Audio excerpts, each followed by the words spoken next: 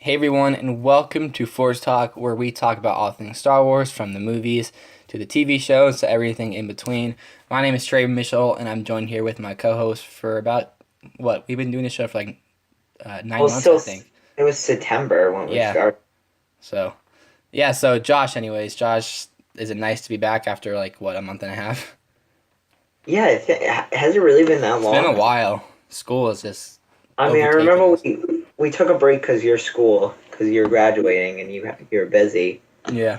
and and then I had a few things, but yeah, it's been. But we haven't had like any Star Wars news, so we Yeah. There haven't hasn't really been missed anything we had to anything. talk about. There's nothing we missed except for like celebration tickets. But what can we celebrate? What can we really speculate about celebration next year? Well, we'll speculate later in the podcast because that's in the notes. But yeah. So not a lot has been coming out lately, but we did get some news, and that's what we're going to talk about on this show. If you are new to this show, we just talk about the Star Wars news basically and um, give our input on each piece of news, and then towards the end, if there are any questions that people asked us through our Twitter page at Force Talk Pod, then we'll answer those. And during the fall, when there's some Star Wars TV shows on, or one TV show, we'll talk about that episode. But that's about it. But right now, being the summer, there isn't a lot to talk about. But we'll try to do our best to get to each topic that we feel is worthy to talk about. And by the way, guys, I have a pretty bad cough still. Um, I have to go to like a specialist for it, so just bear with me with the cough because it sucks and I can't really do anything about it. That being said, let's move on to our very first topic. So, you guys probably heard about this. It's been all over Twitter, all over social media. Nerds everywhere have been calling out with a scream of terror because Star Wars Rogue One, a Star Wars story, has scheduled reshoots.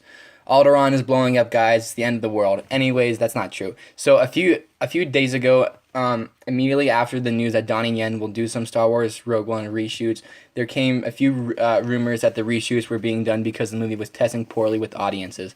We intentionally didn't run the story. This is from some website, Deadline, I think. Um, we intentionally didn't run the story after we asked a few friends if it was true. These rumors can safely be put to rest now. Only a few people who have seen the movie are executives who ordered reshoots to keep the tone of the Star Wars series. Guys, I can't talk today. Who ordered reshoots to keep the tone of the more serious Star Wars movie a little more in line with other films. So Deadline reports that the movie hasn't screened with audiences, but only the executives. The New York Post first reported the do-over on Rogue One. However, to clarify, there were no test screenings, and rather a reshoot decision was made after Disney Suits and producers were initially watched the initial cut after the highly anticipated first spin-off.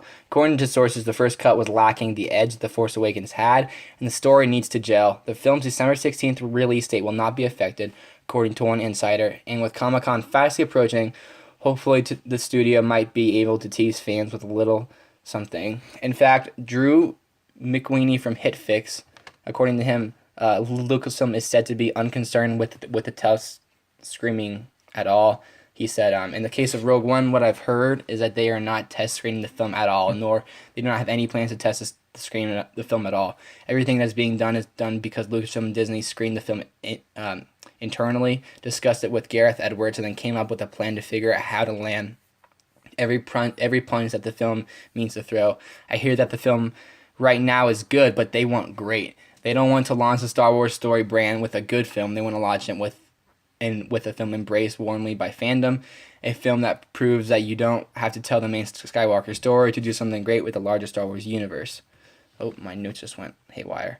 Um, and then this explains the recent announcement to push Godzilla 2 back a bit. Edwards will no doubt be working right up to the moment that he delivers Rogue One for release, like J.J. Abrams did, which isn't unusual for a Star Wars film. J.J. Abrams and his team were making pretty massive creative decisions about the movie right up until the moment the film had to lock print no matter what. In fact, every Star Wars film has taken advantage of some degree of additional photography, and George Lucas was careful to build in time for that after he finished his first cut of the prequel. So a lot of stuff right there. Anyways, Josh, what do you take from these Rogue One reshoots, and are you nervous at all? Because what I've heard is that they kind of want to change the tone from more of a war film to more of a little lighter and have more jokes. So does any of this concern you, or is it just a thing that all movies go through? None of this concerns me at all. First of all, Gareth Edwards isn't directing Godzilla 2 anymore. He's been Yeah, taking, he got pulled, I think. Well, or it was or he left, I mutual. think. Yeah. But so it kind of pisses me off that it took so long to make a sequel, just because that's because they were waiting for him, and now Did he's you not like? doing it. Did you like Godzilla one? I loved Godzilla. I thought it was So pretty good. when Gareth Edwards got announced to Rogue One, I was really excited, and I still am. This is not bad news. Every movie, right when these reports came out, I was like, "What is the internet freaking out over?" I don't think I even sent out one tweet about this whole news because I didn't care. It's Marvel. Marvel schedules reshoots for every single one of their movies. Disney schedules reshoots for every single one of their movies. Pixar even has reshoots for every single one of their movies, or not reshoots, like redrawn and stuff. But like, it's just how it is. That's every movie does this. It's not a bad thing. Even I think Force Awakens had reshoots. I don't Well, remember. well, they had some, but that was a lot because of Harrison's Ford's injury. Well, but I think they had no, but I think they had reshoots for just different scenes. Like if a shot's not clearly, they're like, okay, we gotta do a reshoot on that shot. Yeah. Like they're gonna do it, and they take advantage of that. That's what just Disney does in general, especially Marvel. But Disney does that, and this is no shocker. And I just don't care about this. I think this is like a non-story because it's not that big of a deal. Well, Yeah. well, my input is like I don't think that the reshoots themselves are a story at all. It's the reason for the reshoots. Like, if they really do want to make it a lighter film, that makes me a little worried because at Star Wars Celebration last year, Gareth Edwards said, "Look, the title is Star Wars. We want to make this a war film. This isn't going to have any Jedi in it. This is going to be like soldiers, like Saving Private Ryan. That's why they brought the writers on. All of that. So the reshoots themselves, I don't care. That's fine. I mean, that's good, honestly, because they want to make it a great film, not a good film. But if they want to change the tone, that's what worries me a little bit. Going back to a different property, Suicide Squad had reshoots, and people weren't upset. People weren't worried because of the reshoots themselves. People were worried because was Warner Brothers reacting to the negative response from Batman v Superman and trying to fix their movie when they should just make a product without having any other external. Well, they're basically doing that with Justice League. It's what they're trying Well, to yeah, do. but I'm saying like with Suicide Squad, a lot of people thought they were fixing it based off of panic from what Batman v Superman critically I thought responded. that was a non-story also because I thought that was ridiculous too. Well, I'm just saying that's what the reports, the reshoots themselves aren't a problem, but the reports say that there are, which we'll get to in the next thing, some script things that they want to change, and that's the only thing that slightly worries me is that they want to change the tone of the movie, which can make it feel not cohesive if part of the movie's light and part of it's really dark. That's the only thing I'm saying. Reshoots themselves aren't No, a bad I thing. definitely I see your point, and I think if Force Awakens was bad, let's just say Force Awakens was a bad movie, then yeah, I'd be like super worried right now. But it wasn't, and I trust Disney with what they're doing. So if they think that the right tone is a lighter tone, then do a lighter tone. Yeah. I mean, obviously we'll see, and the good thing is that these reshoots aren't going to change the release date of the film, so that's great because Yeah. Star Wars. I need another Star Wars movie ASAP. The Force Awakens was great, but staying on this topic of Rogue One reshoots, there is so recent rumors postulate that Christopher McQuarrie will have a hands-on role with the forthcoming Rogue One: A Star Wars Story reshoots, which he vehemently denied. So Entertainment Weekly follows up with an article going an in-depth explanation of what to expect from the reshoots. So Slash Film, which originally reported an article describing that rumor, as much as 40% of Rogue One needed to be reshot, reached out to McQuarrie, who said it. Sorry, guys. Who is said to have rewritten part of the movie script for answers, and then he had to say this: "If there are any reshoots on Rogue One, I'm not supervising them. For any outlet to say so is not only wrong, it's irresponsible. Gareth Edwards is a talented filmmaker who deserves to benefit of the benefit of the doubt. Making a film, let alone a Star Wars story, is hard enough without the internet trying to deliberately downgrade 1 year of hard work. Who does that even serve? Let him make his own movie in peace. So this is kind of going back to what we had to say with the first topic, but some people think that Christopher McQuarrie is gonna be working with the reshoots, but he says he's not. So, is this? Do you have anything to say about this, Josh? I mean, Christopher McQuarrie is the. What did he do? Was he Mission the, Impossible. I'm That's not what I sure. I'm thought. not sure which one. I think 4. It was 5, I think. Oh, 5. No, that was Brad Bird. Was 4. Chris McQuarrie proved himself with Mission Impossible, so I'm really excited for. Well, he didn't direct it. I don't think he just wrote it. I think he directed it. Mission Impossible 5. I'm pretty sure he directed it. I'm gonna look it up. Alright, while you're doing that, I think he proved himself with the movie, even if he didn't direct it. He wrote it, and I think this is a good thing, no matter what. I'm excited for him in Rogue One, and I think he's proved himself, so I'm excited. That's all I gotta say. You're right. He did direct that movie. I was wrong. So yeah. But yeah, I mean, we don't really know anything about the Rogue One reshoots. I mean, like we said with the first one, there are reshoots, but who really cares about that? The only thing that people could be concerned about is why. So I don't think this is really a story, but that's just something that I thought should be talked about. But I don't know. But yeah, so that's all we're going to talk about with those Rogue One reshoots, because there's really not anything we can say. We're not insiders or anything. But yeah, so next, the Han Solo spin-off movie starts filming in January of next year. Lawrence Kasdan talks Star Wars and more. So during an interview, Lawrence Kasdan revealed some info in the new Han Solo movie. He was asked, for the fans, generally speaking, should they be excited? Kasdan answered, "Oh, I think so.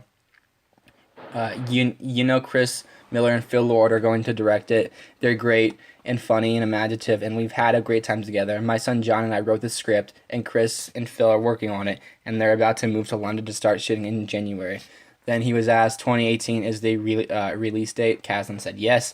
They're actually scheduled for May. The other Star Wars films are falling in Christmas. Rogue One Episode 9. Han will come before Episode 9. Then he was asked, are you aware of the complete story arc of the new trilogy? Are you involved in that too? Kasdan said he has a little bit of information. Then he was asked, are you helping steer the story? And he replied, Rian Johnson is a friend of mine. I'm getting to know Colin Trevorrow now, who's going to direct Episode 9, so I do feel involved with it. Then the last question he was asked was, working with your family, is that more special or more fulfilling to you? Kasdan answered, it's been great. First I worked with my brother, then I worked with my wife, and now my son. Of course, every collaboration is challenging in a way, but is then very satisfying. So Josh, what do you take away from Kasdan's comments on everything he's saying? First of all, I trust Phil Lord and Chris Miller with anything, so I'm excited they're doing a Han Solo movie. I love that. I'm still so excited that they're doing it. But I definitely trust Lawrence Kasdan. I think he's the best writer for Han Solo, and I think he's always had a hand. He loves writing for Han, so I think if he says he loves it, I think we're in good hands with this. What do you think of his son John possibly taking over from what he's doing? You know, it'd be interesting, but I don't know what else his son has done, so I think it would really have to judge on how this movie is. Yeah, because I think him and his son are writing it together, but... Yeah, it just depends on how this movie is, because I don't know what else he's done. Yeah, and if this is indeed the last film that Kasdan is writing, because I don't think he's writing Episode 8. Well, I mean, it's obviously written, but... Because, Rian Johnson wrote that script, and he's also writing Episode 9, I think. Yeah, he didn't write Episode 8 or 9. Yeah. But, like, yeah. So, I mean, Kasdan's written arguably the two best Star Wars movies, in my opinion, Empire and Force Awakens. But, did he write Return of Jedi too? No, or no? I don't think so. Uh-huh. But I don't know that. I don't really know. But it's interesting to see, like, what his input is going to be, because I think he's going to have a role in Star Wars, like, for his whole life. I just don't know. I mean, I don't think he's going to be a writer necessarily. Like, I think he'll be on set a lot and I agree hands-on. but I don't think he'll be writing the stuff. But I do hope he stays. Like, I hope he doesn't just kind of quit Star Wars after this and just. I mean, obviously he has the right to. I mean, it's his life, but I think he's a great mind, and I think the one of the best parts of the Force Awakens was its script. I think it was a really good script. So I don't know. I really hope that he just really does well with this Han Solo movie because, like you said, he does love writing for Han, and he's great at it. And even his dialogue for Han in The Force Awakens, I thought it was perfect because some people questioned Harrison Ford's willingness and what's the word I'm looking for? His drive in playing Han. Like if he was really going to be in the role, or if he was just going to be like kind of what Bruce Willis does now. And that was Han. That wasn't Harrison Ford trying to act like Han. That was Han Solo, in my opinion. So I think that Kasdan really wanted to do this Han Solo movie, and Disney wanted him to do Episode 7. So they kind of made like a bet or they kind of made a deal where, all right, if you write the script for Episode 7, we'll let you do this Han Solo movie, because I don't think anyone else really wanted this movie besides Kasdan, but Phil Lord and Chris Miller are definitely great to direct it. I'm interested to see what those two in Kasdan's script wise, because I know they wrote a draft, I think, for the Flash movie. So Yeah. I'm just really confident in those two guys. So, but the Flash is a whole nother topic. But yeah, I like what Kasdan has to say here, but that's about it. Yeah, those guys are great. I love Phil Lord and Chris Miller. I think I trust them with anything they do. They have never turned me wrong yet. They did 21 and 22 Jump Street, right? Also, Cloudy with Chance of Meatballs, Lego Movie, Last Man on Earth. Yeah, they're just great. I've loved everything they've done so far. Yeah, they are great indeed. So our last piece of major news. This is actually going a lot quicker than I thought it'd be. But our last piece of major news is that sadly, The Force Awakens finally ends its theatrical run. So, despite having been available on home media for the past 2 months, it turned out the Star Wars Episode 7, The Force Awakens, was still playing in certain theaters.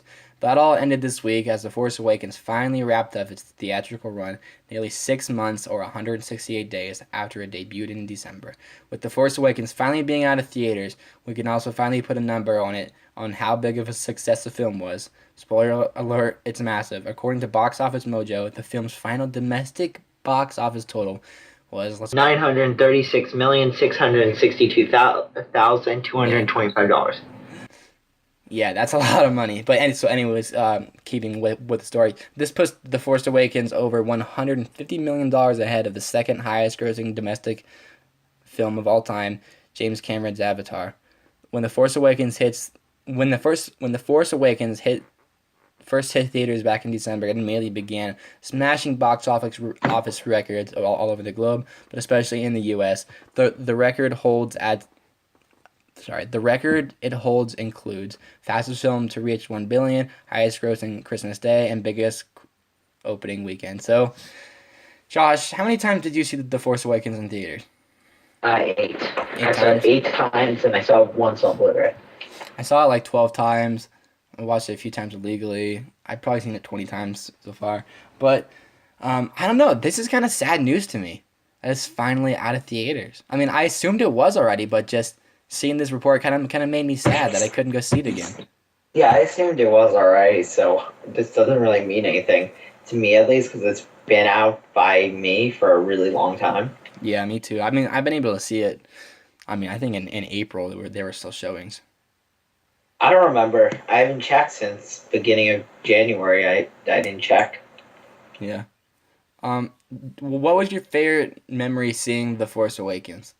My favorite memory is probably just, like, it's probably was when, like, the movie started and just, like for the first time and just hearing the crowd, like, during the whole movie, like, cheering and everyone getting so into it. Like, it was just an amazing experience to be in a movie theater. It's probably the most fun I've ever had in a theater.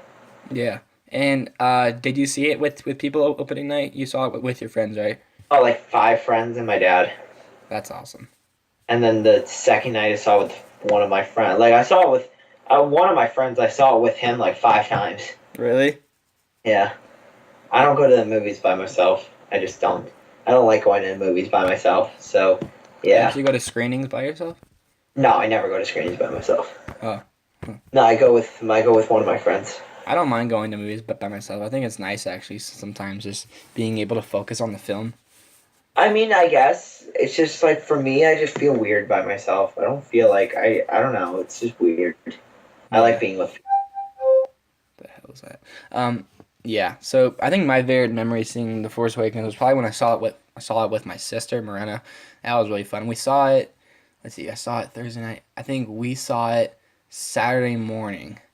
And just like I don't mind going to the theater early and getting a good spot in line and like embracing with the fans like that are so excited. I love that. That's one of my favorite parts of the movie experience. So, I mean, I got there probably like 45 minutes early to or let's see. So I think the screening was at 10:30. I think we left our house at 8 and got there at 8:30 maybe for the movie and got like the best Which seats one was that that, that? that we could. Which Um one was that? Which showing? The first? no, it was Saturday morning, but we saw it in IMAX, so it was incredible. But yeah, I mean, The Force Awakens just like did it's just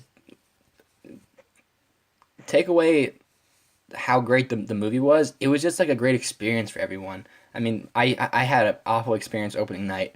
I'm not gonna go into it. I think you guys know what happened, but um, I My opening night was amazing. yeah, well, that's good, but mine wasn't because of people I went with. But yeah, it was just The Force Awakens was just such a fun movie. I took everyone that I could possibly take to go see it. I mean, at school, sure people like picked on me about it, about how many times I've seen it. It wasn't the coolest thing, girls thought of that you could go see a movie 12 times and still be cool. But um, like that was the kid at school that people asked about Star Wars. I still am. It's just like I don't know.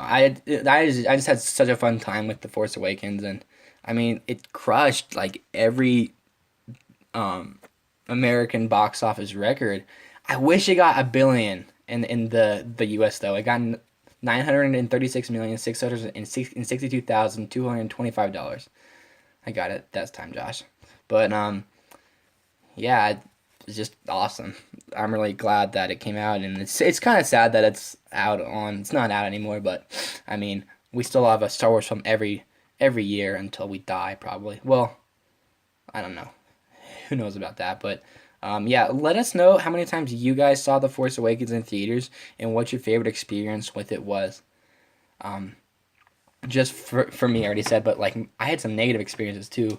There was this one lady that every time something would happen, she had her kid with her and she would like scream like it was a football game. She was like, "Whoa!" And I'm like, "It's a movie, lady. Like you're not part of it." And then well, well, when I saw Creed, I got into the fights. Like when yeah, me too. when I saw Creed, like those boxing movies, like I saw like when I saw like I saw it as screening, so I saw it like a few days before everyone else did. And when I was like watching it, I was like when I was watching it, like during like big moments, like when he gets punched, I was like, oh shit! Like in my theater, like I was screaming, like. But it was Speaking fun. Everyone was. Speaking of screaming during Creed, when I saw Creed, there was a crying baby. So Oh, that's awful. yeah. But anyways, yeah, like during Creed, when my favorite part of Creed is when Rocky's theme came on for the first time, like dun dun dun dun dun dun dun. I was Uh, like, he wants to prove himself. that's great. But yeah. Okay. So The Force Awakens is great. Let us know how many times you guys saw it. Um, yeah. Oh, and then one other thing, there was this one kid who like I was sitting next to, and he was chewing his popcorn like as loud as he could, and it was driving me nuts. So I literally had to ask the guy to chew with his mouth closed. Like, do you know how embarrassing that is? And he didn't stop. I think there was something wrong with him. Like, not wrong. I think he had some kind of problem. Like, That's I don't know. Maybe he just didn't have the highest IQ. I don't know. But like, I have ADD, so that little stuff just makes me want to strangle someone, like Kylo Ren. Just cut him down like Lor Santeca. But yeah. So that is our last piece of big Star Wars.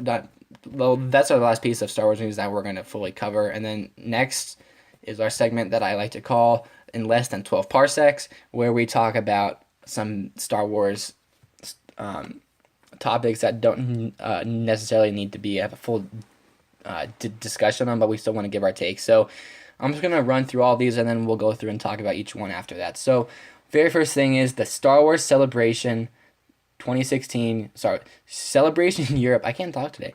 2016 Celebration Europe poster was revealed. We have Kylo Ren on it, Rey, Luke. Finally, a promotion image with Luke on it. It's great. Yeah. Donnie Yen's character, a bunch of other things from Rogue One, Finn, and then we have the bottom left. We have a new, I think it's, I don't know what it's called, but it's a new Stormtrooper. Then we have the Death Troopers to the right, and a new AT-AT look. I think it's called an AT-AST, something, or an AT-ACT. Yeah, I think that's what it is. So that's really cool. And then next, Star Wars Celebration Orlando tickets went on sale. Josh and I know this because we bought ours.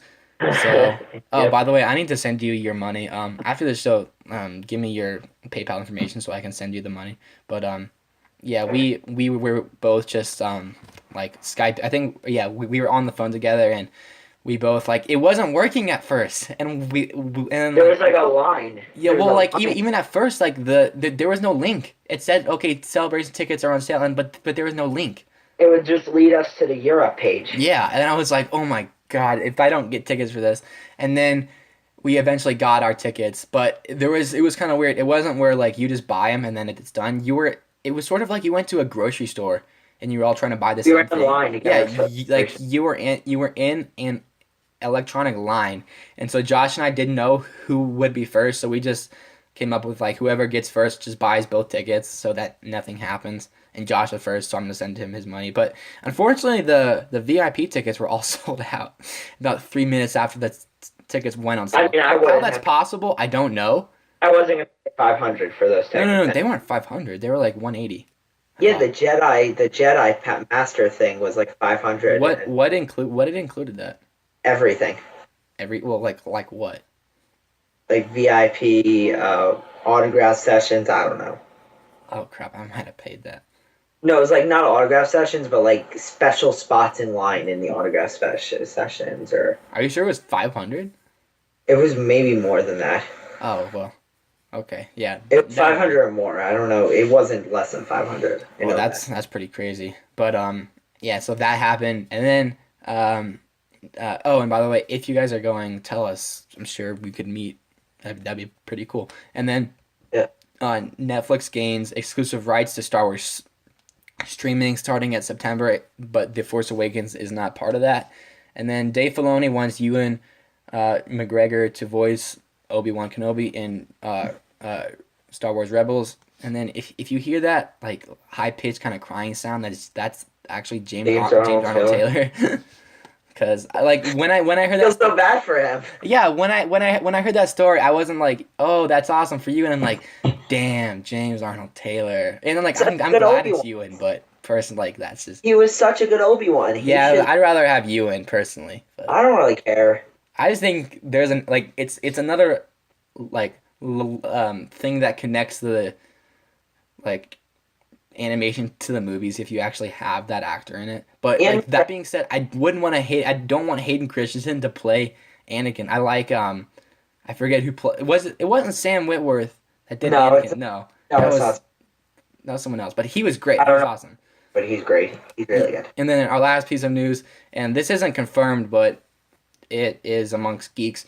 So Forrest Whitaker's character name in Rogue One is, drumroll please, Castro, the leader of Cuba. It's not actually the leader of Cuba, but his name is Castro. So, is it really? Yeah, I mean, according to MakingStarWars.net. So blame them if you guys are anti-Cuba or whatever, but don't actually. But yeah. So let's just go through each of this. Josh, what do you think of the celebration poster? I think it's cool. I really like it. Yeah, me too. At first, I thought it was Celebration Orlando poster. No, I didn't. I knew it wasn't. I got confused because like we bought the tickets, so I was just in Star Wars Orlando mode, and then this came out, so immediately like, I was like, oh my gosh, is this episode 8? But then I was like, oh no, you're an idiot, Trey. That's Celebration Europe. Yeah, I knew it wasn't. I knew it was Europe, and it's a cool poster. The Orlando tickets, I'm really glad that we got our Celebration tickets. And the hotel. The Yeah, hotel's cool too. yeah. I'm really excited for Celebration. It's gonna be the first Star Wars Celebration, so that's gonna be really cool. We'll probably like We'll I'll do like Force Talk or something well like like that. and I'll probably bring like a video camera and just like record a bunch of it and put it on my channel Yeah, because that'll be cool. I think that'd be fun. I did a vlog sort of thing for my Captain America Civil War experience. I Oh wish yeah, that was cool. I like that. oh did you cool. My friend James and I went. Yeah, that was fun. He keeps commenting on all my videos. It's like saying crap about them, but he's not being real. He's kidding. And then like a bunch of people keep like saying, "No, these videos are awesome. That was what are you talking about?" And I feel nice, but my friend, I don't think people know that James is just kidding. So people are just like, "No, what are you talking about? Trey's videos are awesome." So They think like, he's a dick. yeah, I know. I'm like, I'm sorry, that's my friend. And he's like, no, it's not cool. I'm like, if you knew him in person, you know he's just funny. He thinks he's just funny like that. He needs to be on. He was on that show. He was on this show in like October, Josh. If you remember that, Yeah, he was the guy who liked Attack of the Clones, much yeah. to our dismay. That was bad. But he'll probably be on, if not, yeah, he'll be on this summer. I'm pretty confident of that. But yeah, so Celebration Orlando. If you guys got your tickets, comment down below. I would love to just have like a Force Talk meetup. Hell, we could even make shirts and like hand them out to people. That that's a really good idea. Should Yeah. that'd be cool. Wow, I just thought of that. The We more could you do know. that. That'd be I cool. mean, especially because if we're at Star Wars Celebration, what other marketing tool is there to advertise your brand than at a place where people want to watch Sign. that type of crap? You know, We could create a sign. We could hold it up during. we could get a face tattoo that just said "Force Talk" on our forehead. So we get No sticker. regrets. Yeah, but the Netflix gained Star Wars streaming rights. That's cool. I mean, I'm excited for this. I'm more excited that Disney that they're streaming everything Disney more Yeah, than just Star Wars. Net, But all the Marvel movies and stuff. that I'm excited for. I'm more excited for that personally, just because I don't own them all. But Me neither. I wish this news came out a few months ago because I went out and bought most of the movies that are like $20 each movie. I just rented them because I don't know. I own Ant-Man. I own Winter Soldier. I'm gonna own Civil War. You bet your ass I will own Civil War. I already have it. Don't ask me how, but yeah. So I mean, I think the best part about this Netflix Star Wars thing is that there. I mean, all of us. I'm sure Josh, you have a bunch of these people that haven't seen Star Wars and always make an excuse of well, why not to see it. Oh, I don't have it. I don't. Oh, I don't want. Oh, you don't. Well, I mean, like, and particularly females. Like they don't want to watch Star Wars. They think it's geeky. That's fine. They don't. But then their excuse is, I don't want to go to the movie and watch it. It's not in theaters anymore. I don't own the discs. Well, I have a Netflix account, so you can't not watch it anymore. Problem solved. Almost all my friends have my Netflix account, so One of my friends, Zach, has mine. Yeah. I give my Actually, I don't know Netflix if he account still. to I like don't know if he everyone. still used it or not. But Like I just go on Netflix. Like one day, I just go on Netflix and I'm like, what are people watching on my account? So, like, because I gave so many people my account. I don't know what they're watching. So I see like coming up. I'll see like I don't know, like what's it like.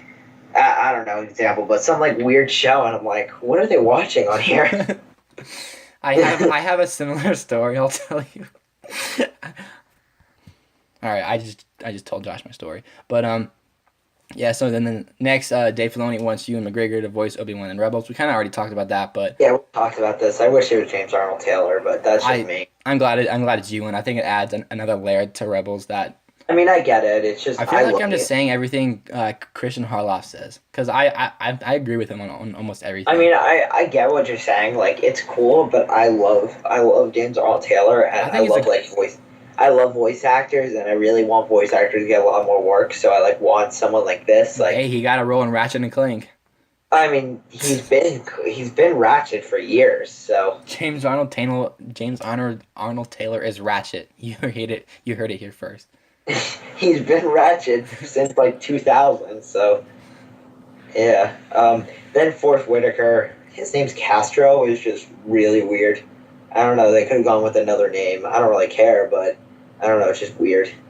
I mean, I But think like if this does feel like a war film, I mean, there's a lot of stuff happened in Cuba, with the yeah, I Cold guess War, I so. It's think. just So I mean, I don't know. Like, I'm not saying I don't know. I think a lot of times when we hear Star Wars names for the first time, like Poe and Finn, I was like, all right, yeah, but Poe wasn't a name of someone everyone hated, or a lot of people hated. yeah, that's true. But yeah, Half I mean, the I don't people. know. I mean, this isn't confirmed, but I mean, this is just something I wanted to put in here just to get a conversation. But I mean, making Star Wars is usually right, so this is most likely making correct. Star Wars is awesome. I just don't listen to their podcasts because they're like 2.5 hours long. Yeah. It's insane. All right, so now there's one thing that Josh and I want to talk about, but it is a possible spoiler for episode 8, and it is involving a battle scene with certain characters. And if you guys don't want to hear us talk about this and tell you what's happening, then leave now. Thank you for listening to our show. Come back sometime next week. We'll be back next week. So thank you and see you later. So if you are still here, spoiler warning. This is a possible spoiler for episode 8. That's all I'm gonna say. All right. So according to MakingStarWars.net, a possible battle between Rey, Luke, Kylo Ren, and the Knights of Ren could ensue on the planet Act 2, where Luke and Rey are training. So, according to the website, Kylo and the Knights approach Luke on Act 2. Kylo and Rey engage in a lightsaber battle as the Knights of Ren engage Luke Skywalker on the beach. Luke uses the Force to easily defeat the first Knight of Ren, then engages with the rest of them with his lightsaber. And then Kylo and Rey are battling, and it looks like Kylo pushes Rey off of a cliff or something, and she's hanging there. And then at the end, Kylo Ren and Luke they see each other, and Kylo Ren flees.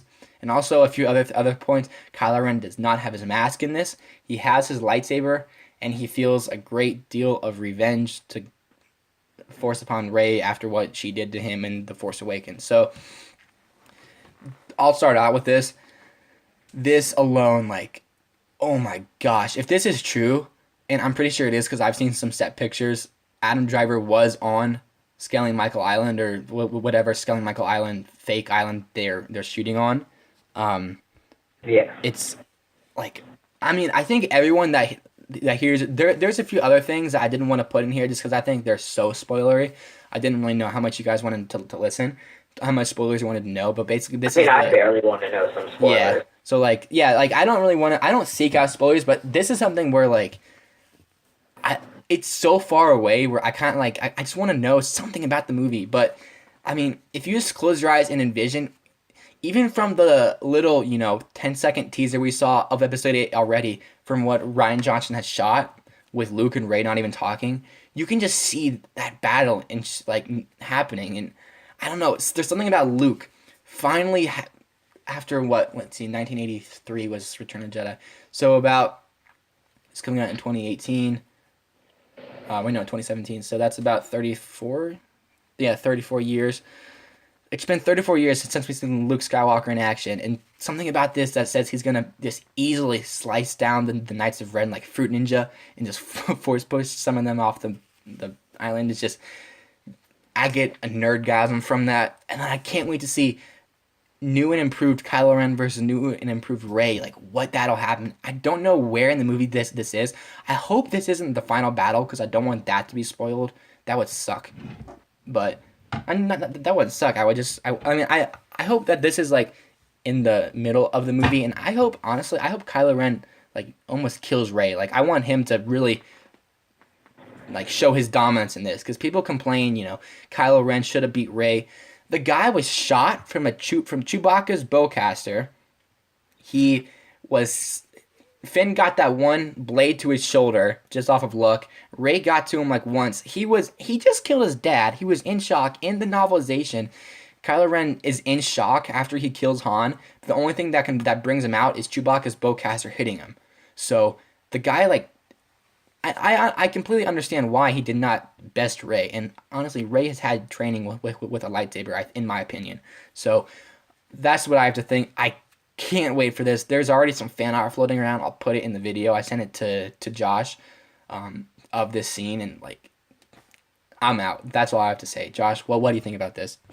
It's really cool, and it's like you said, it's like you could picture it already. So I'm really excited. I really like this. I don't really have much to say, but I'm really excited for this. Where do you think it's gonna be in the movie? I'm hoping the middle, just because I know about it right now, but I think it will be the end. You do? I mean, I don't want to know the end. I think it's the end, but I I want it to be the middle, but just from how we're talking, I think it's the end of the movie.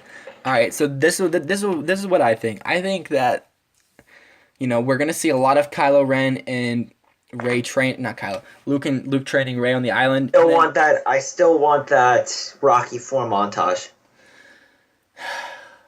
I want that Rocky 4 montage where Rey runs up to the top of the mountain, she screams Kylo.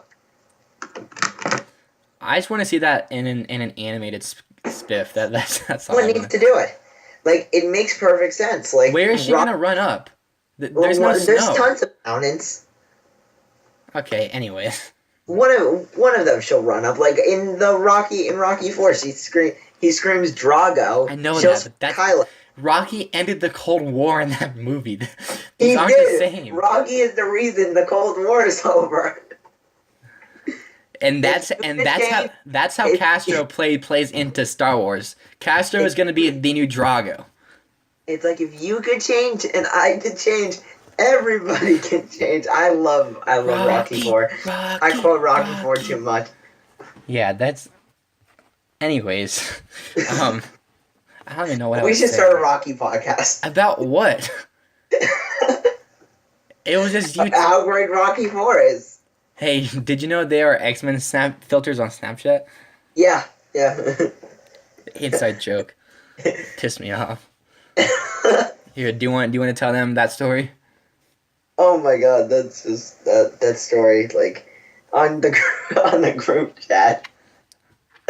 On the group chat, what did you write? I was like, oh my gosh. Hey guys, there's X-Men filters on Snapchat, and then I wrote, yeah, you guys know there's X-Men filters on Snapchat, and you're like, I just said that, and then like everyone started writing, there's X-Men filters on Snapchat, and so every week or something, I just write, hey guys, there was X-Men filters on Snapchat. Our group chat was called X-Men filters on Snapchat for like a month. Yeah, it was funny. They were cool filters. Like yesterday, I was saved. What was it? Yesterday I wrote to you guys, I was like, oh my god, did you hear the big news? And everyone's like, what? I was like, there's X-Men filters on Snapchat. Yeah, and then I was like, F you, Josh. Every time I think of that story, it just cracks me up. I mean, that was funny. Props to you.